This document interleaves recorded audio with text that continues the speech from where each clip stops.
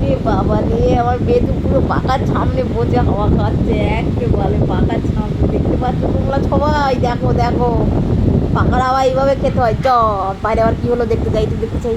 এই ছাড়া, এই সূর্যকে একটু জায়গাটা ধরে নিই তো, সূর্য দাদার জায়গাটা একটু ধরে নিই। ও রাখছু, রাখছু একটু জায়গা ধরে নিল পুট করে।